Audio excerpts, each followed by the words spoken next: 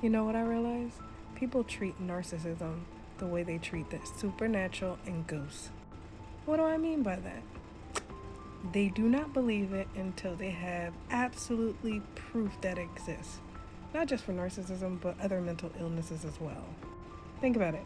You always have those skeptics and be like, I don't believe in ghosts. I don't believe in the supernatural. Until they see a table floating in the air and the walls bleeding blood. Then they're like, still scared.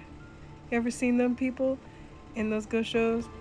And then they be like, yeah, I'm skeptical. I'm skeptical. When you see some real supernatural shit, you gonna run.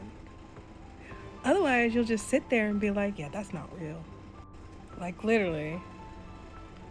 It's just like a personality. Like, we all know malicious personalities. We know liars, thieves, people that gaslight people, people that manipulate people.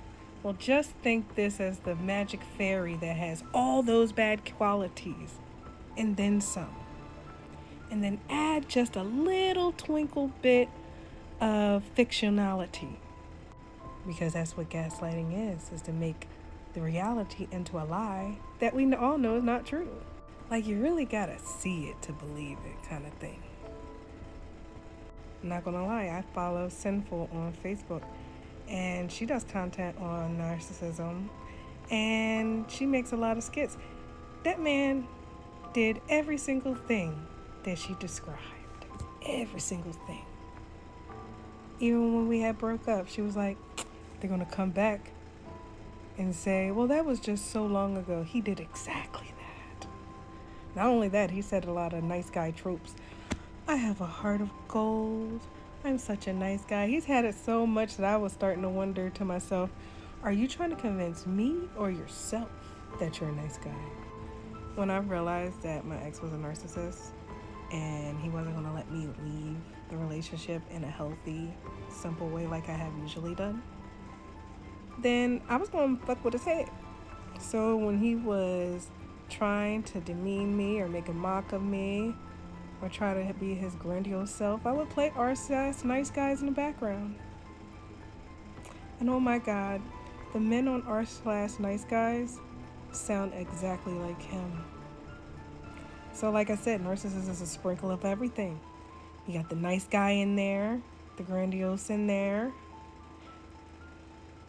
a high amount of feminine nature in there too. Because I used to tell people this all the time. If you put us on a black screen, me and my ex, and you changed our voices, you wouldn't be able to tell who was a man or a woman.